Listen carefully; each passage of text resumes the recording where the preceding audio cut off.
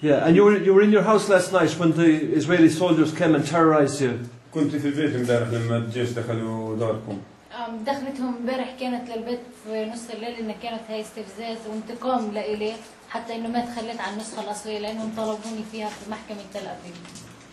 ضربوا أبوي من أبوي لكلنا في البيت أنا وأختي وأمي وأختي كلهم ضربونا في البيت. They hit all the family in the house. Her father, her mother, both of her brother. This person arrested him in the checkpoint in Nilin. The another persons take him to olive trees in the field here and they started to hit him. And there is another brother, two brothers. They give them 2 papers and her father 1 paper to go to the Shabbat and Shin Bet to Israel forces today. Yeah. Okay.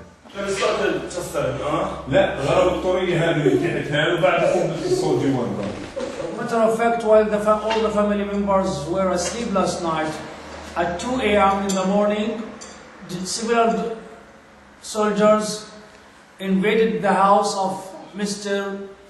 Ghalib Jamal Kanan Amira, while all the family were asleep. And in fact, they were all with heavy equipment and having masks on their faces. They started shouting at the family through the mic to get out of the house, otherwise they would shoot directly towards the house. In fact, all the family were asleep, they couldn't hear in the beginning, but the soldiers kept on demolishing all whatever they found opposite the house, as well as the windows, and smashing the doors, till the family members heard. And finally, the father of the sons and daughters got out of the house and asked the army about the cause for what they are doing. They mentioned nothing. They just said, silent, we don't want you to talk. And they carried him away from the house to a nearby place and were about to suffocate him.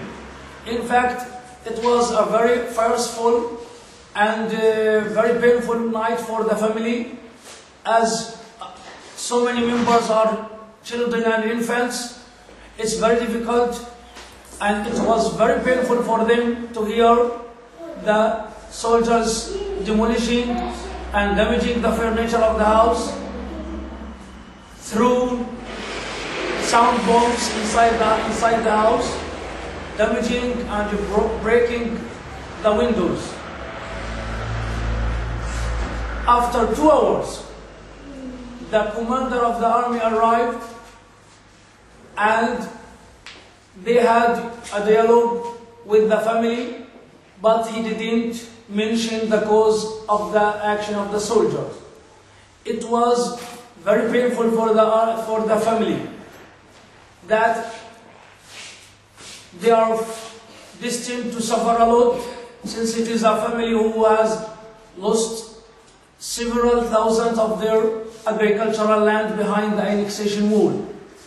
And their father was also put in prison for about 4 months. And the army keeps on causing suffering on them continuously.